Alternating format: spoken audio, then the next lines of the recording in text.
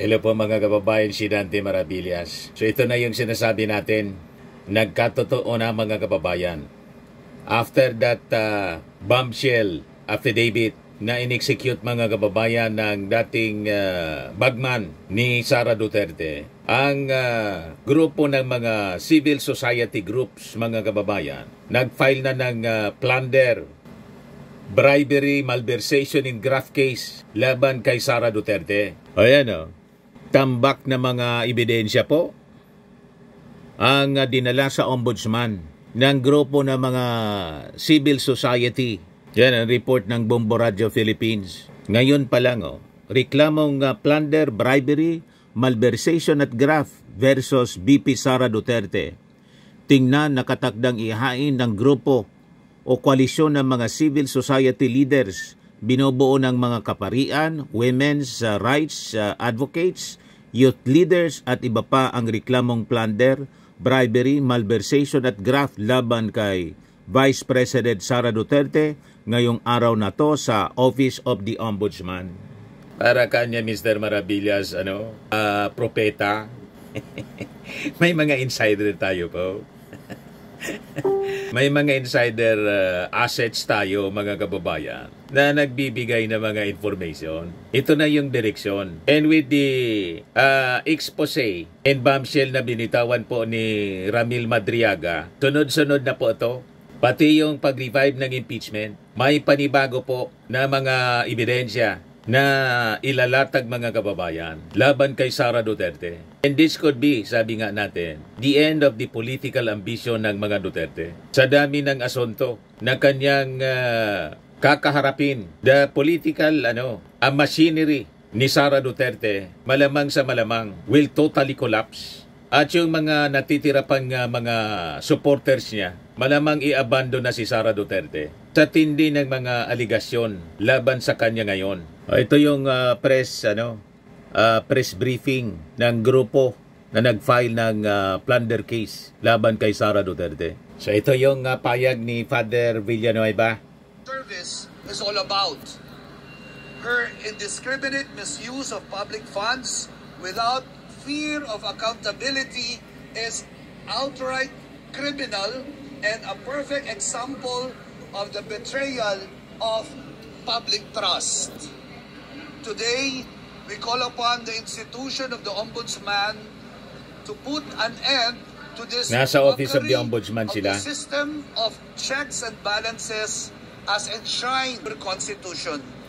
We fervently hold charges of plunder, malversation, bribery, graft and corruption, betrayal of public trust, and gross violation of the Constitution be upheld against Father Flavi Vice Villanueva. President Sara Duterte. And she at least be called upon to account on hundreds of millions of confidential funds that she plundered. And if she fails to do so, she should no less than be found criminally liable for it. Maraming salamat po. Sir, Father, para po sa publiko, para po mas maintindihan, ito po ipapaliwanag kung bakit kailangan pong maharap sa ganito pong mga reklamo si Vice President Sara Duterte. Para sa ating publiko, ito ay ating ginagawa upang ipakita na ang accountability ay nangyayari at hindi kami matitinag sa pagharap o pagsusuri sapagkat ang confidential funds ay public funds. Ito ay dapat suriin kung ito'y ginamit sa tamang pamamaraan. Sir, Father, sinabi na nga po, confidential funds it's confidential. Why do you think the public should know what confidential funds were in fact it's confidential? Confidential funds is also public funds. When there is when there is the slightest feeling and sabihin nating pagdududa na ito ay ginamit sa maling pamamaraan, then the confidence by nature is preceded by accountability. Hindi dapat magtago ang isang taong gumamit ng confidential funds sa confidential nature. Accountability takes precedence before that confidential fund. Pero pa, sir, kasi baka yung confidential funds ito will concern national security. Paano kung ma-divulge yung mga nagsasabing o yung mga sinasabing things? Hindi po ba dapat ang national security will be first and foremost before your security accountability? Tama. At ito yung dapat nilang ipaliwanag sa tamang plataforma. Ang problema, hindi naman nila pinaliwanag na maayos eh. Very evasive sila to begin with.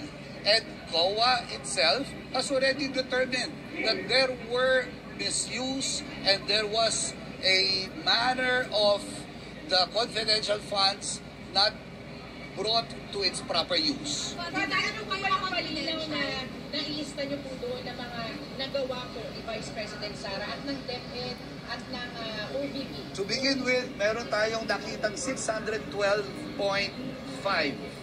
na pera na withdraw, na ginamit, ngunit hindi may paliwanag.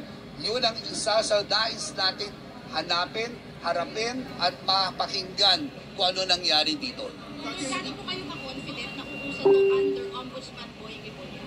With a prayer, with the facts that we have presented and have assigned our signatures, we pray that this will be heeded and uusad ang kaso upang mapanagot kung dapat may panagutin. Kung walang tinatago si Sara Duterte, humarap siya. Pero Sir Father, kasi of course, sasabihin ng mga supporters ni Vice President Sara Duterte, it's just a political ploy. I mean, lahat kayo galit kay Sara Duterte. You want her out of Vice Presidency. Ano masabi po? Galit po tayo sa nanggagamit. Galit po tayo sa kasinungalingan. Galit tayo sa nagbabaluktot ng katotohanan. Walang politika dito. Bilang pari at simbahan, the truth has always been enshrined in the gospel, and that is why I'm here. Pero Sir, pinag-asahan natin na gagawin ni Ombudsman Remulla, VP Sara Duterte is impeachable officer and thus may immunity from suit siya in a way. Father, ano po inaasahan natin sa Vice President? Not the Vice President. So, can you clarify that? So, clarify that. I'll allow my friends to also respond to that. Please. Lapit ko kayo po, sir. Isidro Magno. VP Sara Duterte po ay hindi immune sa kaso. No? Nakita natin sa deliberation ng House of Representatives at ito ay sworn statement ng mga empleyado mismo ng DepEd, yung abuse sa paggamit ng confidential fund.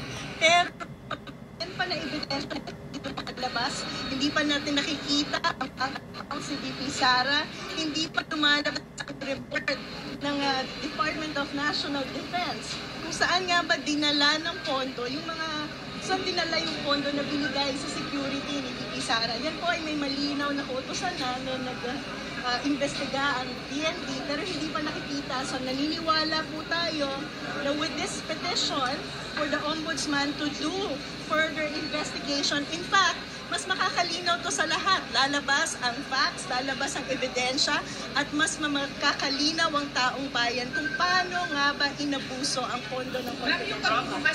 So, malamang konektado doon sa expose niya, no? Sa affidavit ni Madriaga. Yung flow of money. Yan ang mag-establish ng kaso ng plunder. Paano siya nakikinabang sa mga pondo na dumaloy.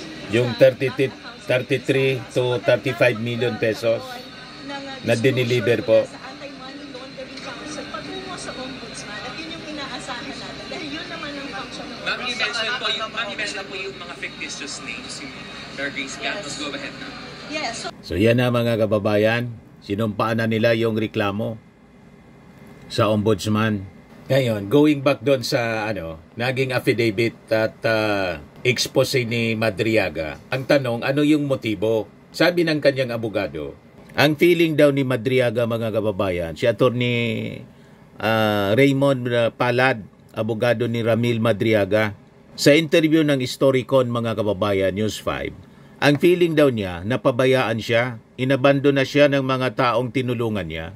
Yan, sabi niya, posibleng personal ang dahilan ng paglantad ng umano'y dating bagman ni Vice President Sara Duterte na si Ramil Madriaga.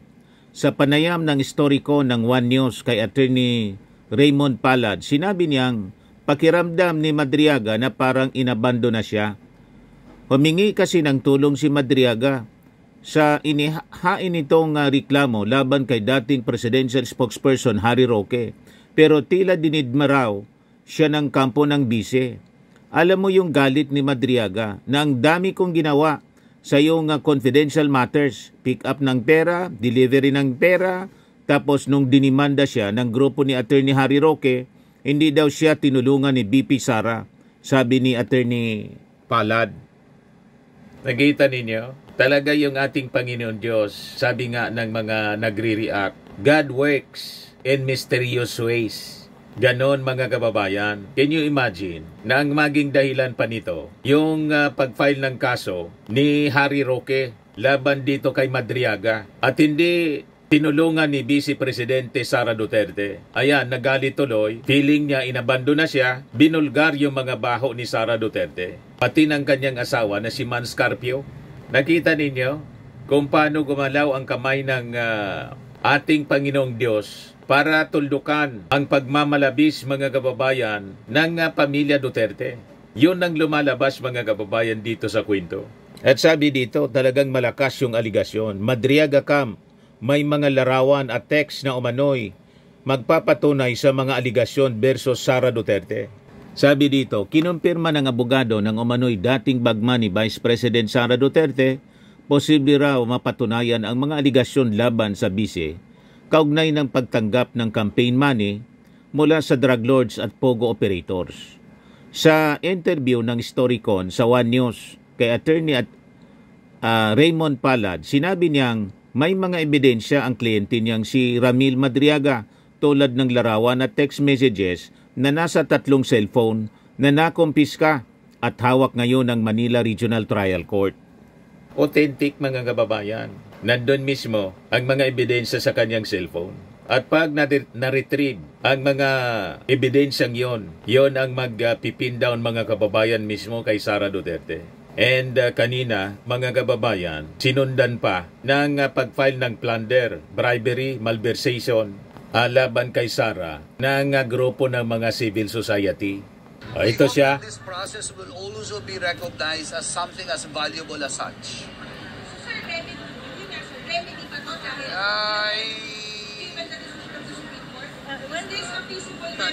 Plunder, malversation, various institutions to hold our politicians accountable. graft, bribery. We have to make sure that these institutions are working for our information. Final mga kababayan ngayon sa Office of the Ombudsman. With regards to that question, with regards to that question, we're hoping, okay, we understand, that the Ombudsman may in fact recommend impeachment also. So it does address the question. It's up to the Ombudsman to investigate. Sabay-sabay po, pati impeachment. By February 6. Sunod-sunod na siya po, mga kababayan. Plunder muna ngayon. What's your thoughts about it? Kasi parang it's all planned. Parang sinasabi ng support na it's all planned against a possible Sara Duterte run in 2020. We don't get into that Ang tinatanong lang namin kung siya ay may pagkakasala dahil nagnakaw siya. Kung ano ang consequences nun, wala ako dun Pero hindi naman pwedeng hindi siya imbestigahan dahil gusto niyang tumakbo at may ibang taong gustong tumakbo siya. Pero ma'am, of course, yun pa rin magiging sumagot. Alam mo, ang sinasabi ko lang sa ating mamamayan, pumasok sa ganyang klaseng labanan ng reasons, Kasi laban talaga sa tamang paraan ng pagpopolitika. Yung it's all politics, there's good politics and there's bad politics. And that kind of reasoning is bad politics. Ang pangalan na lang. Sylvia Estrada Claudio.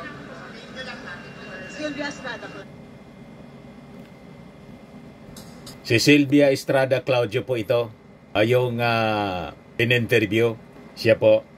Isa sa mga leader ng civil society po. So ang sinasabi niya po, wala silang pakialam kung tatakbo o hindi tatakbo sa pagka-presidente si Sara. Wala sila doon sa intensyon sa politika. Ang kanila mga kababayan, nagkasala si Sara, malakas ang mga ebidensya na nagnakaw si Sara ng hindi lang milyon, bilyon. Sa latest na pinalabas na affidavit mga kababayan ng isang dating bagman niya. So kailangang papanagutin sa batas. Yan ang punto nitong mga nag-file ng plunder case, malversation, bribery, and graft laban kay Sara Duterte. Yan po. Civil society leaders have filed multiple criminal complaints including plunder, bribery, malversation, and graft against Vice President Sara Duterte and 15 others over alleged misuse of 612.5 million pesos. So hindi pa dyan kasama, mga kababayan, yung nasa affidavit ni Madriaga. Malamang yon ang isusunod po. Yung naging expose, bombshell ni Madriaga po, sa isang amended complaint or baka ibang grupo ang mag-file ng kaso laban kay Sara Duterte gamit yung naging affidavit po ni Ramil Madriaga. So, yun ang aabangan po natin sa mga susunod na araw. So, yun lang po ang ating short video ngayon. Atid sa inyo ng napakagandang product from Australia. I am Worldwide Amazing Pure Organic Barley Powdered Drinks Mix from Australia. Yung gusto mag-try po nito, napakaganda po ito sa mga cancer patients at for cancer preventions na rin po. Mag-message na lang po kayo sa amin, sa aking anak na architect entrepreneur, Riz Maravillas. So lagi nating tatandaan mga kababayan sa buhay, you become what you believe. Ako po si Dante Maravillas. Bye-bye. God bless.